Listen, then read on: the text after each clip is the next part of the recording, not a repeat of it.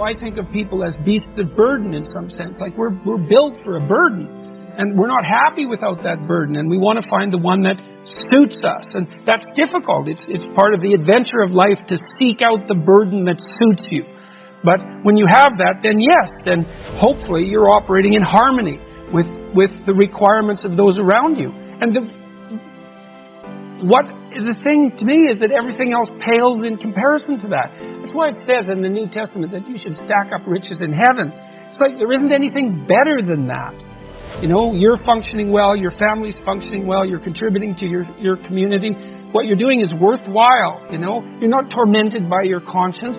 You're aiming at something that the sacrifices that you have to make that clearly justify the sacrifices you have to make. Maybe even the sacrifice of your life, because you're in this, like this is a mortal game. You're in this with your whole life.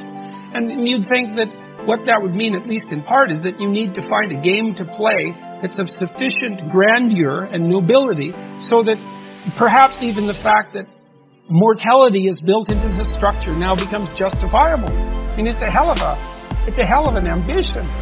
But it doesn't seem to me to be something that's impossible. I think you can live your life enough so that it justifies itself despite its limitations. That's the real question. Can you do that?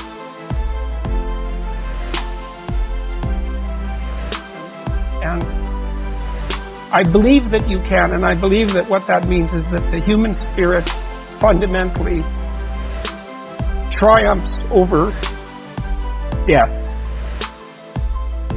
And so that's optimism, in the midst of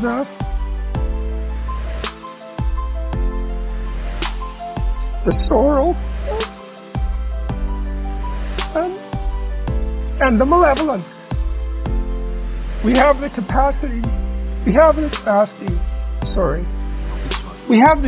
to transcend that. And there isn't anything more optimistic than that.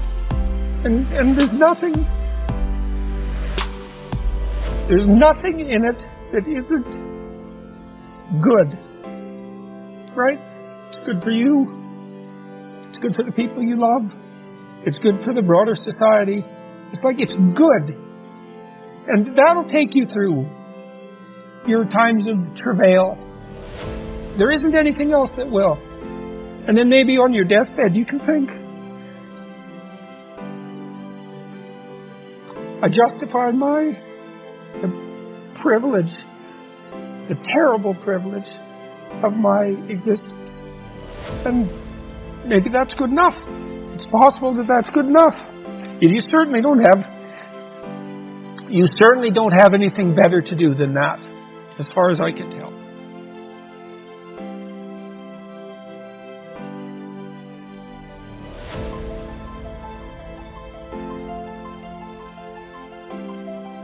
I talked to one of the people that I was working with who had a vision for retirement. I said, well, what's your vision for retirement? Well, I see myself in the beach, some tropical country drinking margaritas. And I thought, first, that's not a plan. That's a travel poster. It's like, okay, let's walk through this. All right, so you go down to this tropical country and you go sit on the beach and you have a margarita. It's like, okay, well, how many margaritas? Like 10? Okay, so you're going to do that. What, going to do that for 6 months? You'll be dead. Yeah, well, you'll be this pathetic, sunburned, fat. Unhappy, hungover, cirrhotic. In pain. Yeah, it's like that's dehydrated. Your vision. So how long can you have a margarita on a beach? Like maybe you can do that once every 6 months for 10 minutes, something like that. It's not a vision. It's like this 16-year-old fantasy of paradise. It's like, well, and it just doesn't work out. So, and the thing is that the thing that sustains people through life really is the lifting of a worthwhile burden. It's something like that. Yeah. And it's partly because we're social animals, right? It's like we're evolved to be useful to the people around us because they're much more likely to let us live if we're like that. Yeah. So, and it's been very fun especially talking to young men about this. It's like, well, and that's the other thing too, is I think the world is full of darkness, let's say. And we could say each of us have a little bit of light. And if we release that light, if we let it shine properly, Christ, it's too cliched to go on with in some sense, but the world is a lesser place if you do not reveal from within yourself what you have to reveal. And the fact that the world is a lesser place actually turns out not to be trivial. Like, if you aren't everything you could be, more people will die, more people will suffer, more evil will be unconstrained, more tyranny will reign, more chaos will remain chaotic and dangerous, all of that. Do you mean this in the sense of like the old proverb of the wings of a butterfly fluttering become a hurricane? It's something similar to that, but it can even be more local. It's like your family is more messed up than it could be if you were less messed up than you are. Right. So if you just got your act together, like 10% more, your family would be 1% better. Right. It's like, well, do it. And that would ripple off into the people that they interact with. Yes, and it ripples fast. Yes. That's the other thing that's so cool, is that, like, people think, well, there's 7 billion of us, and each of us is just this separate dust mote, like floating in the cosmos, and what the hell difference does it make what you do anyways? It's like, that is not how we're connected.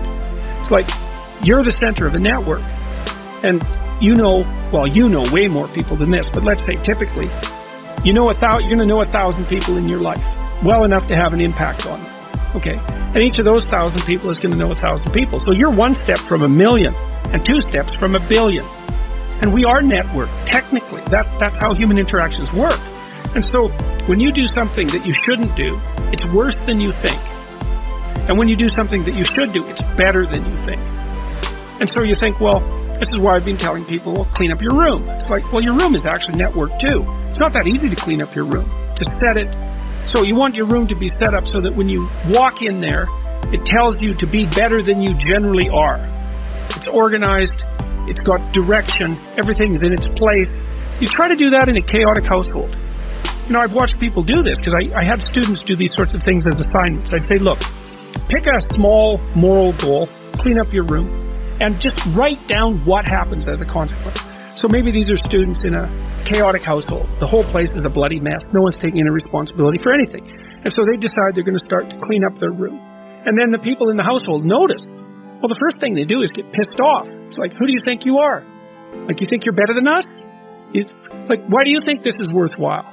Who died and made you God? All of that. So just by trying to organize this little part of their life, they immediately run into the people whose actions they're casting in a dim light by trying to improve themselves to some degree. They might have to have like a thorough war in their household to be allowed to do something as simple as keep the room orderly. You'll find out very rapidly that A, that's way more difficult than it sounds, and B, that the consequences of it are far more far-reaching than people think. Maybe part of it is that like everything around you is full of potential. Everything. Maybe more potential than you could ever possibly utilize. And so maybe all you have is this little rat hole of a room in some rundown place in the world. It's like, fix it up. There's more there than you think. See what happens if you fix it up. And you'll fix yourself up simultaneously because you'll have to get disciplined in order to fix up the room. And then you have a fixed up room and you'll be a more fixed up person. It's like, you think that nothing will happen as a consequence of that?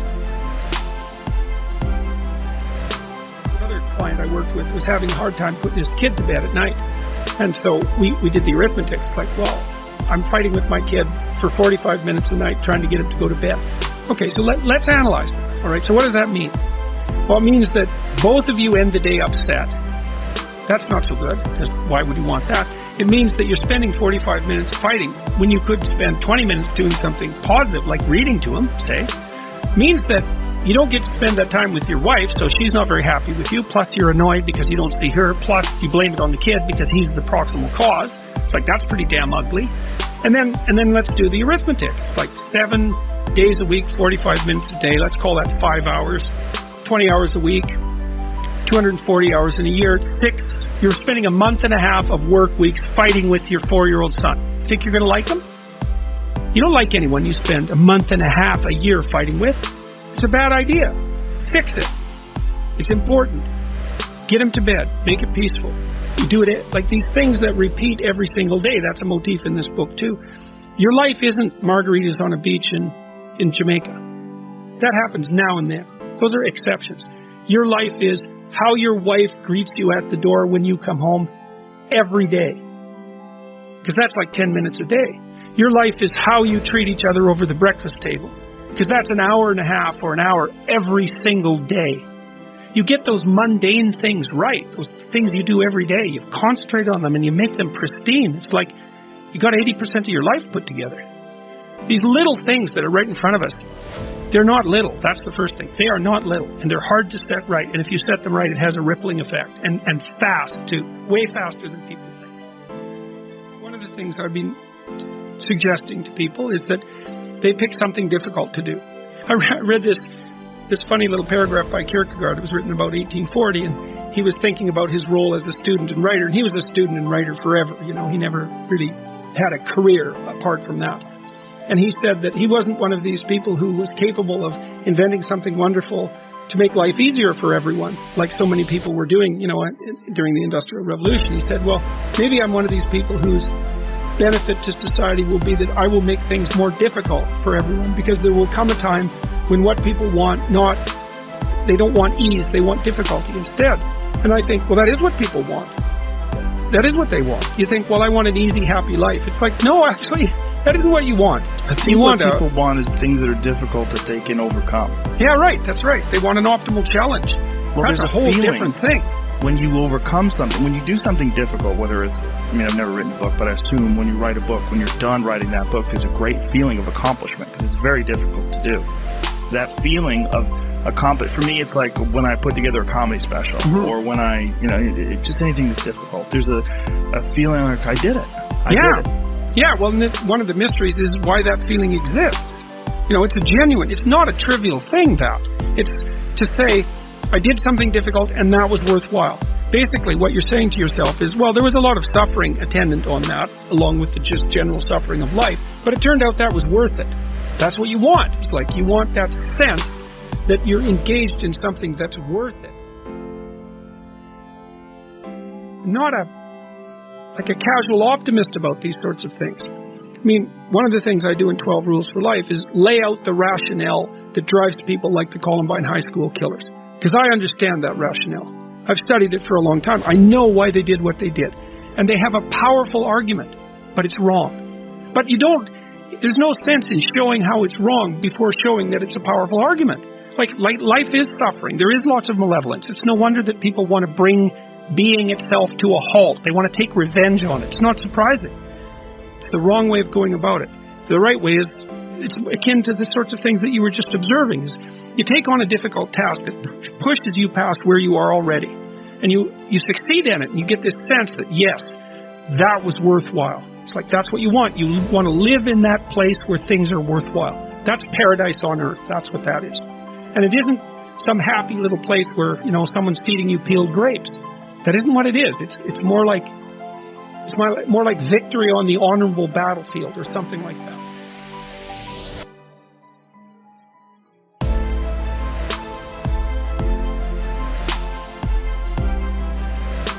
There's a city, and the city is full of people who are sinful. What does that mean? Well, to sin is an archery term. It means to miss the mark. So these are people who aren't oriented properly. And so the city is in a chaotic state. And God tells Jonah that he's going to go to that city and tell them just exactly what's up with them. And Jonah thinks, no, I'm not going to do that. And why? Well, that doesn't require much explanation. It's like, how popular are you going to be if you go to a city full of chaotic people and tell them why they're stupid and wrong? Jonah thinks, no, I'm not going to do that. I don't care if God's telling me to do it. So his conscience is telling him to do it, or his destiny is telling him to do it, or his orientation with higher morality is telling him to do it. You can read it any way you want. And so he thinks, no, I'm hopping on this boat and I'm getting as far away from that city as I possibly can. And so he does that, and then the storm comes up because God thinks, no, you're not getting away. If I told you to do something, you're not getting away from it. A storm comes up. Well, what does that mean? Well, it's easy. Betray your destiny and see how long it takes you to be drowning in a storm. It'll happen immediately, and of course it will, because what's calling you to be your best is exactly the thing that's pushing you forward to manifest yourself most fully in the world. It's what you need. You run away from that, the boat's going to start to rock very, very quickly. Well, and you all know that. You know that perfectly well. hell, all you have to do is not study for an exam that you know that's coming up to see everything the storm waters start to rise and everything start to rock. It's pretty bloody obvious. So anyways, he's on this boat and there's a storm. And all of the people on the boat who can't quite discriminate chaos from weather because they haven't differentiated the world to that degree think, oh, the boat wouldn't be about to be swamped if some of us hadn't done something stupid and wrong. And there's logic in that. You might think, well, God has nothing personal against you because of the storm, so you're confusing levels of analysis. But you got to give these people some credit. It's like, maybe they did do something stupid. Maybe they didn't caulk the damn boat properly. Maybe the ropes aren't in as good a shape as they might be. Maybe they weren't paying attention to the weather when they went out on the ocean. Or maybe they haven't made peace with their brother and so their hearts are bent, twisted out of shape, so they don't make particularly good sailors. It's like the idea that you encounter a storm because you're stupid and wrong is a really good idea, even though it's not of infinite applicability. Anyways, they draw lots. It's a primitive thing to do. It's like, well, it's someone's fault. We don't know who. We're going to throw someone overboard, the worst sinner. Obviously, that's what God wants, some kind of sacrifice. So they all draw lots and someone loses. And then Jonah stands up and says, well, sorry guys, I know that I've got a problem with God at the moment, so it's probably me. You better throw me over. And they don't really want to, but he finally convinces them. Over he goes. And the storm settles. Well, sometimes if you're in a group of people in an organization, there is someone in the organization whose head isn't screwed on exactly straight. And they know exactly why it is and what they've done wrong and what puts them in that position. And they are poisoning the entire enterprise. And if you throw them overboard, or better, if they agree voluntarily to leave, then the storm will abate and everything will be okay. So anyways, they throw Jonah overboard, and a whale comes up and swallows him and takes him down to the bottom of the ocean. Well, we already know what that means because we watched Pinocchio. It's like when God abandons you because you've abandoned your destiny and the storms come up, the probability that you're going to be taken down to the depths is extraordinarily high, and that happens in people's lives all the time. Well, so down there, Jonah repents. Well, what do you do when you're in the underworld? You've been there before when things fall apart on you. Your friends have abandoned you. You're not as popular as you could be. You can't stand to look at yourself in the mirror. Into the underworld you go, and you think, geez, I've done a lot of things wrong. Maybe I should reconcile myself with the world if I could get out of this. Well, so that's what Jonah does. He thinks, all right, I've got this destiny. I better go do what God says. So the whale spits him out onto the beach, and off he goes to the city to tell them what's wrong. Well, that's what that represents. That's these symbols, It's so cool. This second one I really like. It's so interesting because you see Jonah re-emerging from the whale and he's got a halo around his head. You say, well, what's a halo? Well, have you ever looked at a quarter? Well, think about a quarter. A quarter's the moon. And who's on the quarter? The queen. The queen is surrounded by the halo of the moon. The queen's queen of the night. Gold coin, that's the king's head on the sun. That's the halo. Well, what comes out of the belly of the fish? It's the illuminated human being. It's the spirit of the illuminated human being. That's what that means. Well, what does that mean? Well, what else would come out of chaos? If you fall apart and then you put yourself back together, what is it that comes back out? Well, at least you're in better shape than you were before, and then maybe you do that 20 times in your life or 50 times and you do it voluntarily. Every time you do it, you're more like the thing with the halo and less like the thing that's, being thrown overboard by your friends. And the Midianites sold Joseph into Egypt unto Potiphar, an officer of Pharaoh's and captain of the guard. And Joseph was brought down to Egypt. And Potiphar, an officer of Pharaoh, captain of the guard, an Egyptian, bought him of the hands of the Ishmaelites which had brought him down thither. So now he's the slave. So now you'd think, well, this is a man who has a lot of reason to be irritated at the structure of reality, right? He's gone from being the favorite to being betrayed by all of his brothers. That's pretty rough. And then he's being transformed into a slave, and now he's being sold to work as a slave. So you'd think that would corrupt his character. Because, one of the things, I think this is the case anyways, I think people are always looking for an excuse to have their character corrupted. Because if your character is corrupted, then you get to lie, and you get to cheat, and you get to steal, and you get to betray, and you get to act resentfully, and you get to do nothing. And that's all easy. It's easier to lie than to tell the truth. It's easier to do nothing than to do something. So there's always part of you thinking, well, I need a justification for being useless and horrible, because that'd be a lot less work. And so then if something terrible comes along, you think, aha, that's just exactly the excuse that I was waiting for. And then out all that comes. You know, Solzhenitsyn, when he was in the concentration camps in Russia, watching how people behaved, you know, he said that there were people that were put in the camps who immediately became trustees or guards, and they were even more vicious than the people who had been hired as guards. And his idea was that they had collected all that, called it foulness, if I remember correctly, around them in normal life. But they didn't have the opportunity to express it. But as soon as you gave them the opportunity, it was like, there it was, right away. So one of the messages that seems to echo through these Old Testament stories is that just because something terrible happens to you doesn't mean that you get to wander off the path and make things worse. And maybe it doesn't matter how terrible it is that what happens to you. And that's a tough call, you know, because you see people now and then in life who they've really got it rough, man. Like 50 bad things are happening to them at the same time, and you think, well, it's no wonder. If you were bitter and resentful and hostile, it'd be like, yeah, no wonder. But then you meet people, and Solzhenitsyn again talked about this movie like Archipelagos, and he met lots of people in the, not lots, he met enough people to impress him in the concentration camp system who didn't allow their misfortunes to corrupt them. And that's something. Because maybe the only real misfortune is to become corrupted. That's a really useful thing to think.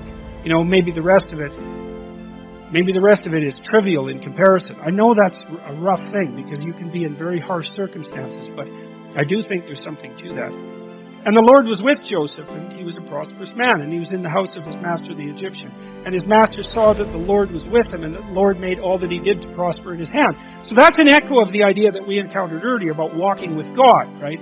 So Adam walked with God before he ate the fruit with Eve, and then he wouldn't walk with God. And then Noah walked with God, and Abraham walked with God. And so the idea is, well, that's that alignment with the highest ideal. I think it's something like that.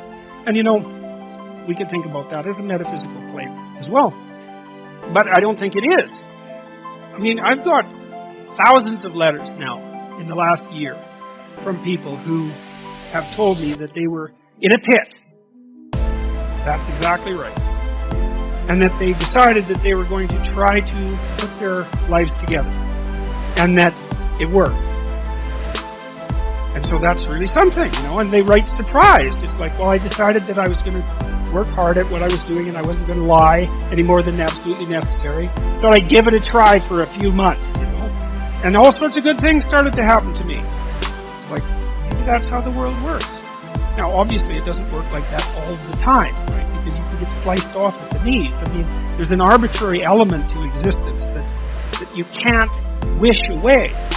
But that doesn't mean that there aren't bad strategies and good strategies. And so, I do think that one of the most fundamental existential questions is, like, if things aren't going well for you in your life is, are you absolutely certain that you're doing absolutely everything you can to put things in order?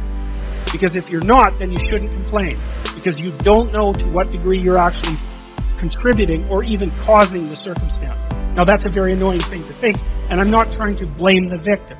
You know, I know that people end up with lung cancer because they were exposed to asbestos, you know. I'm not trying to... Although I also know, too, that if you have lung cancer because you've been exposed to asbestos, that can be a tragedy or it can be hell. And to some degree, that depends on how you conduct yourself.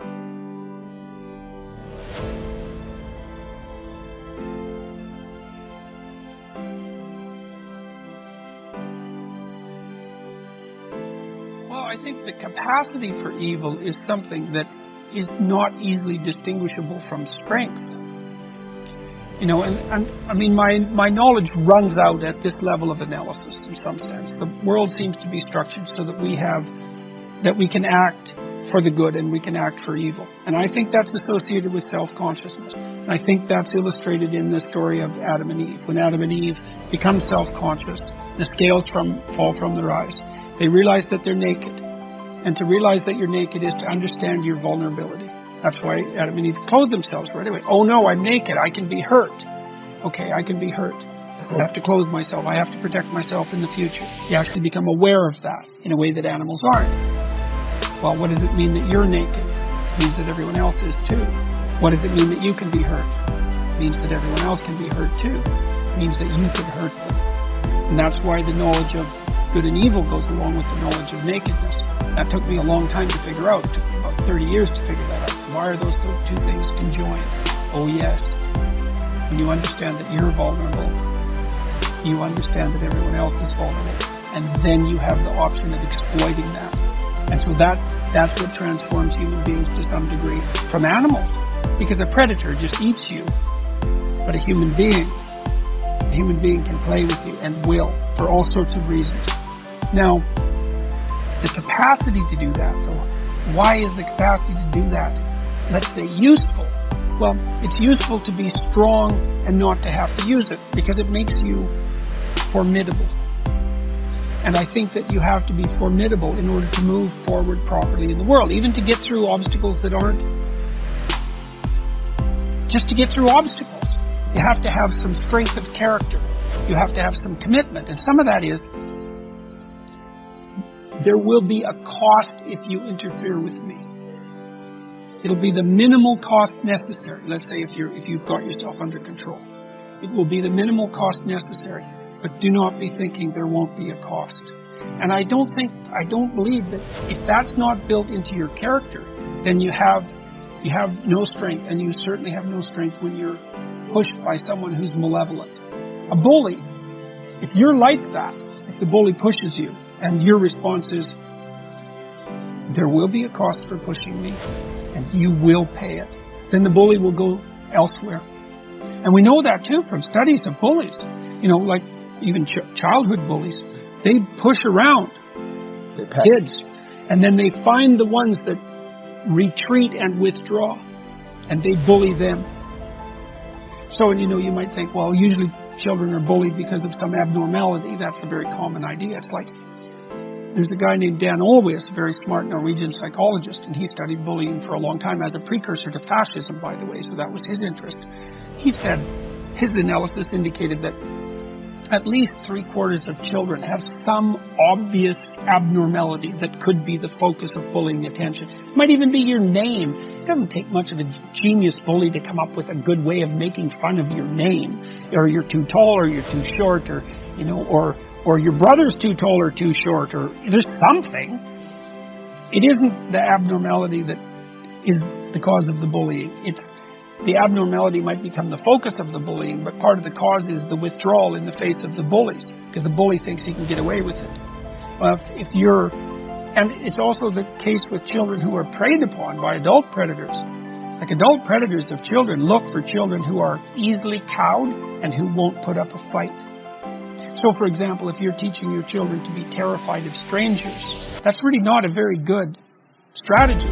You want kids who are confident and who will make a noise if someone messes about with them, and who are, and so that characterological strength has to be built in.